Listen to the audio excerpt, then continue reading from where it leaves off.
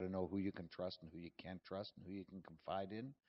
And when you're in a meeting, let the CEO talk and don't say anything. I'm just kidding. Is that what it is? You never knew that. No, no. Yeah, that's where it comes from. Anyway, I just think that was one of the greatest movies of all time, and I could go on and on, but I won't. Okay, we're kind of running out of time, but one more question. God, we are. You are extremely involved in philanthropical, a million different boards, including, of course, RBC. Sorry, Paul. And They never asked me. you've got this business that you're running, which is a fairly large one on a day-to-day business, on a day basis. And how do you compartmentalize? How do you organize yourself? How do you filter and take in all that information from all these different facets been sitting on, the hospital or any of these charitable foundations that you are involved in? How do you manage that process? Because as you become more successful, you get busier, and time is the most precious commodity you have. You tell me that. And you, as much as you've tried to teach me to say no, you still haven't been able to say no. I can't say no. It's one of my failings, because time, it is very precious. They don't make more of it for you. So what's a valuable lesson you can teach the younger people in this office, in this grouping area? I'm really not good at that. I'm not. I mean, that's why my golf game stinks, because I don't have enough time to ever take a lesson or practice. So the few times I can actually get to the golf course, I just say, "Well, I'll just go and play," because I don't have time to do anything else. I'm not as good as I should be at managing time. I know what I should do, and I think I do some things right where I prioritize, and you really have to prioritize everything. For me, outside of my family, RioCan for the last 15, 16 years, it takes first place. And, everything else really goes down from there. So the only good lesson I can say is you gotta know what's really important to spend your time on, and whether that's a particular business when you're involved in a few things, or a particular, activity within that business. You just got to figure out what's important to do. I see lots of people, you get drowned in, I got 42 tasks to do, and they don't get any of them done by the end of the day. You see, it's easy when you're number two, because what your priority becomes mine, so I know what to do. But when someone's not controlling the reins, it's very hard to sometimes do that. It's hard. So the hardest thing I have to do every week, every day, every month, sometimes every year, because I set out my goals, and I guess that's what you got to do. You really got to spend a lot of time thinking about what are you trying to accomplish in different parts of your life. And I spend a lot of time thinking about that, usually when I'm swinging a golf club. That's why I swing it so well. And then you got to prioritize. I mean, I knew when you and I used to talk about it, we were sitting down in Florida over Christmas in 2009, 2010. I knew 2009 was now behind us. It was dreadful. We had a huge job to do. The only way we were going to do it was make $1 billion in acquisitions in 2010.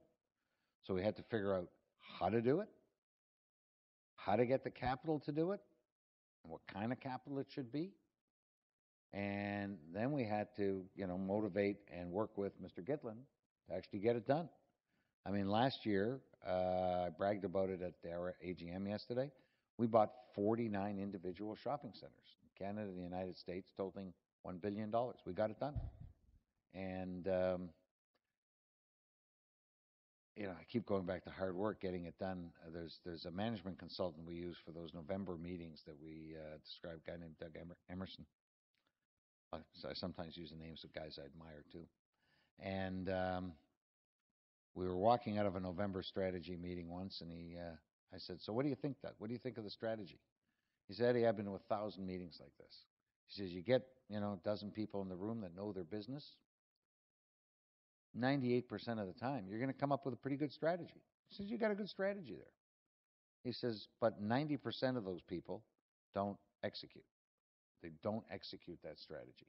He says, "Once you got the strategy, you got to figure out the individual steps to actually execute." And that's really how I try to prioritize. I mean, like I say, 2010 for me, as poor Jonathan will know, every morning I'd walk into his office and say, "What'd you buy today?" And it was only 8 o'clock, and but he knew what was important, and so that's how I do it. You just got to prioritize, and you got to try to do it well, Okay. and hope you got them right. Okay, so we're going to open it up for questions. First person who asks a question wins a bottle of wine. Very expensive bottle of wine. Alex, you can see at the back there is the microphone. She'll both have the microphone and get you the wine. So our first questioner wins a bottle of wine. And come on, that's it. There you go. This is already more questions than I had at my AGM yesterday. I wanted to take you back to the. And you're allowed to ask Fred questions, by the way. Yeah, absolutely. Actually, this is for both of you. Okay, good. You said that the last 10% of the property is where you make all your profit, right? Usually. So if you could rent 110% of a property, would you make a considerable dent in your distributable cash? If we could rent 110% of a property, That's right. we might have some problems with the guys who we rented the parking lot to. Well, not necessarily, because there's a dead asset sitting over your head. Now, the province of Ontario. You're not trying to sell us solar. I'm not trying to sell you anything. I'm just asking, because I know I'm not the first person to ask you that, and I just wanted to know what your position was on it. The position is that extra 10% would go into higher rents because you have more tenants than space available. So you would get that in increased revenues because you'd have competition on every space you have. Now, having said that, we're always looking how to extract more revenue from a property that's already 100% leased, because I think that may be what you mean. And Right. that revenue can be from advertising.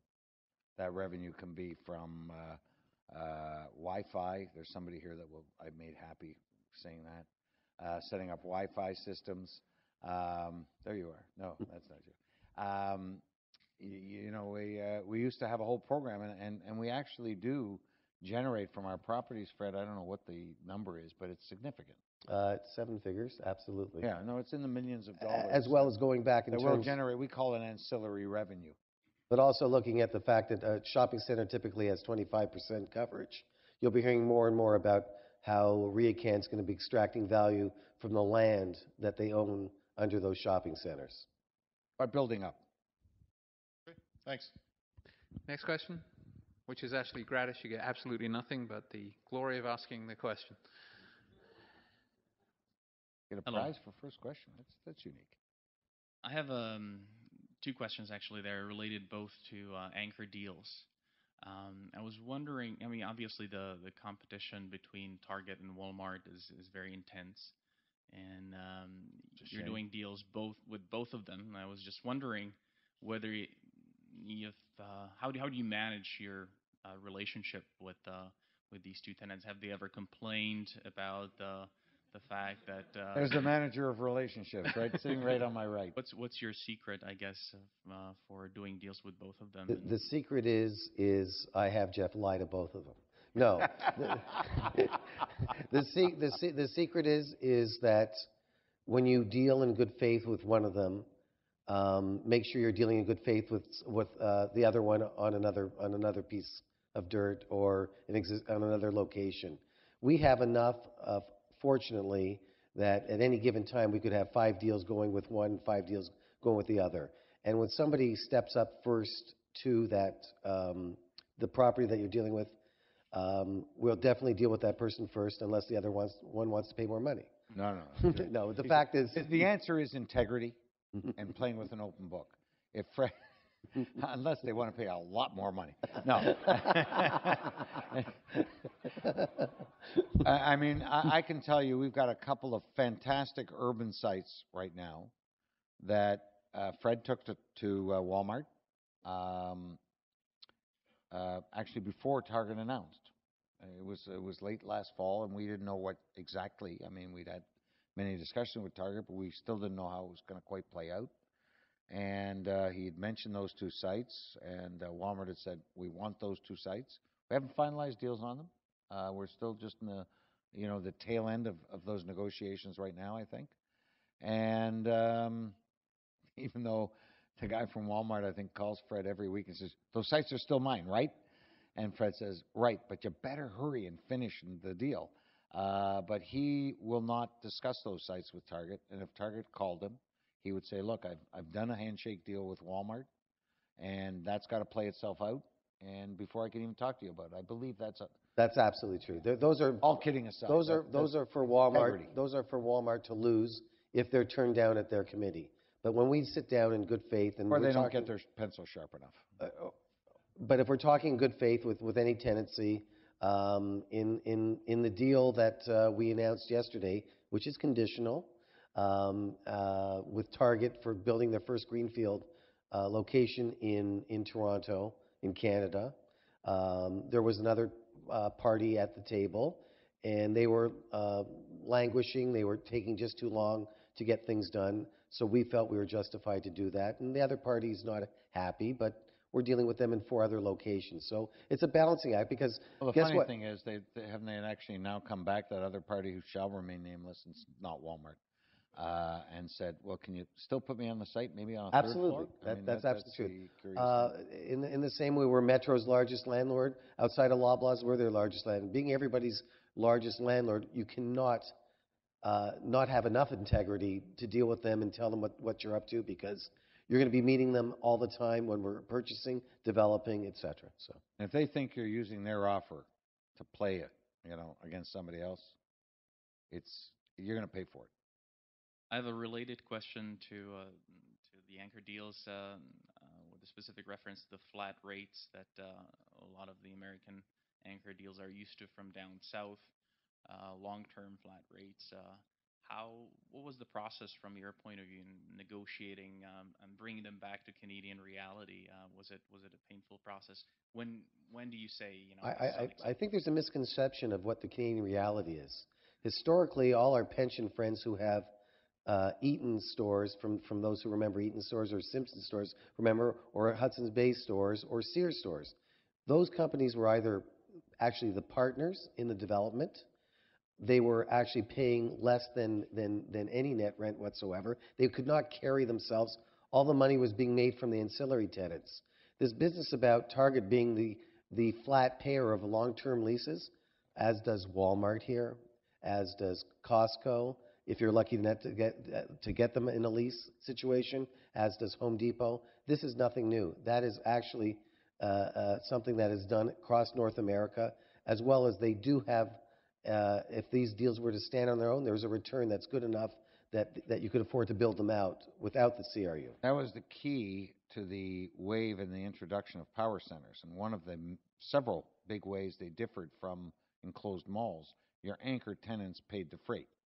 You weren't going to get growth out of them, but you could make a return, as Fred says, whereas the department store anchors in the enclosed malls, you gave them the land, essentially. All these new built Walmarts that Walmart doesn't own, or they're partners with other people out there, are the only difference between them and Target is instead of 60 years, they have 100. It's not Absolutely widely true. talked about, but that's actually what's happening out there. Okay, last question. Just to the front here, and we'll make this the last one. As an urbanist, and because we're the Urban Land Institute, I wanted to ask you about, I think many of us have been watching the project at Portland and Richmond in anticipation of that mixed-use type of development taking hold. And Right. obviously it's something that you had enough faith in to at least try it. But I didn't want to ask you about that. I wanted to ask you about the shops at Don Mills. Mainly because I visited recently, and I know for Cadillac Fairview that was a real risky venture to get into an entirely different format of a more urban mall in a semi-suburban location. And I just wonder what you think of that type of